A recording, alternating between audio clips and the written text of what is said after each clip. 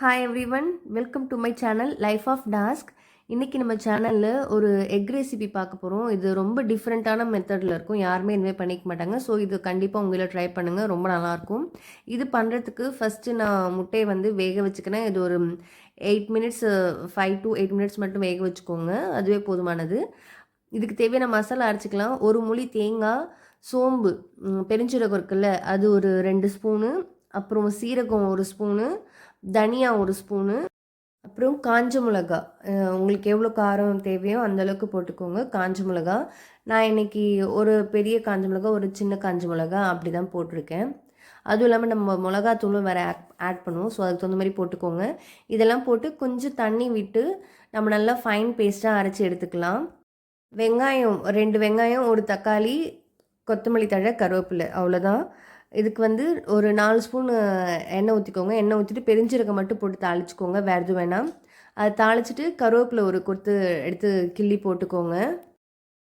கருவேப்பிலை போட்டு தாளித்ததும் நம்ம கட் பண்ணி வச்சுருக்க ஆனியன் போட்டுக்கலாம். ஸோ ஆனியனை போட்டு நல்லா வதக்க ஆரம்பிங்க. நீங்கள் வேணால் சால்ட் இந்த ஸ்டேஜ்லேயே கூட போட்டு நீங்கள் வதக்கலாம். வீடியோ என்னோடய பாப்பா தான் இன்றைக்கி எடுத்தா. ஸோ அதனால் கொஞ்சம் அவள் கையெல்லாம் கவர் பண்ணி எடுத்திருக்கா. பசங்களுக்கு லீவ் விட்டாங்கள்ல, அதனால இந்த மாதிரி எப்பயாவது ஏதாவது ஒர்க் சொல்லி நம்ம பசங்களுக்கு என்கேஜாக வச்சா தான் அவங்களுக்கும் போர் அடிக்காமல் இருக்கும். இப்போ ஆனியன் வதங்கண்டும் இஞ்சி பூண்டு சாந்து நான் ஆட் பண்ணிக்கிறேன். 1 ஸ்பூன் அளவுக்கு இஞ்சி பூண்டு சாந்து, அதையும் போட்டு நல்லா வதக்குங்க.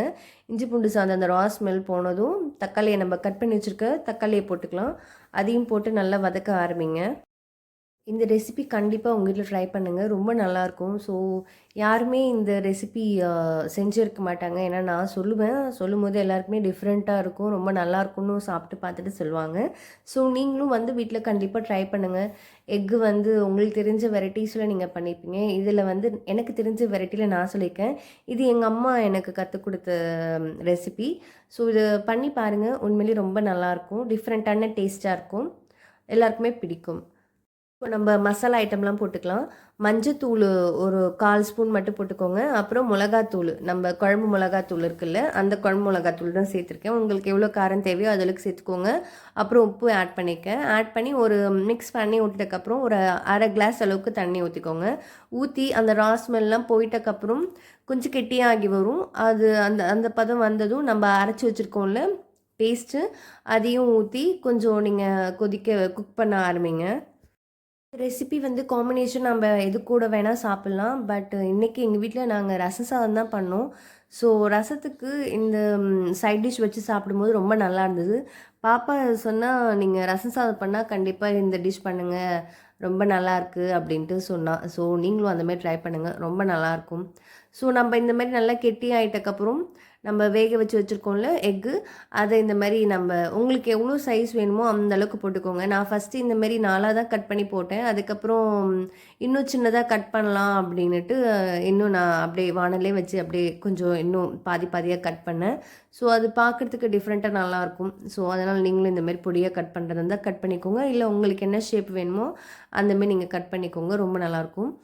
ஸோ இந்தமாதிரி நம்ம கட் பண்ணிட்டக்கப்புறம் நம்ம வேறு எதுவும் பண்ண வேணாம், அப்படியே மிக்ஸ் பண்ணி உங்களுக்கு இந்த ஸ்டேஜில் மிளகுத்தூள் வேணுன்னா போட்டுக்கோங்க. பட் நான் இன்றைக்கி ஆட் பண்ணல. ஸோ இந்த டேஸ்ட்டே எங்களுக்கு ரொம்ப பிடிக்கும். ஸோ அதனால் இப்படி மிக்ஸ் பண்ணிட்டக்கப்புறம் நம்ம கட் பண்ணி வச்சுருக்கோம்ல கொத்தமல்லி தழை, அதை நம்ம போட்டு மிக்ஸ் பண்ணிவிட்டு நம்ம இறக்கிடலாம். இந்த டிஷ் ரொம்ப நல்லாயிருக்கும். அவ்வளோதான், சிம்பிளான டிஷ் தான், ஆனால் ரொம்ப டேஸ்ட் டிஃப்ரெண்ட்டாக அல்டிமேட்டாக இருக்கும். ஸோ நீங்களும் கண்டிப்பாக வீட்டில் ட்ரை பண்ணி பாருங்கள். குட்டீஸ்க்கு, பெரியவங்களுக்கு எல்லாருக்குமே ரொம்ப பிடிக்கும்.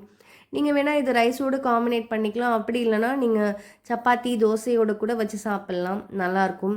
ஸோ கண்டிப்பாக வீட்டில் ட்ரை பண்ணி பார்த்துட்டு எனக்கு எப்படி இருக்குன்னு கமெண்ட்ஸ் பண்ணுங்கள். So thank you so much for வாட்சிங் மை சேனல் ஃப்ரெண்ட்ஸ். தேங்க்யூ.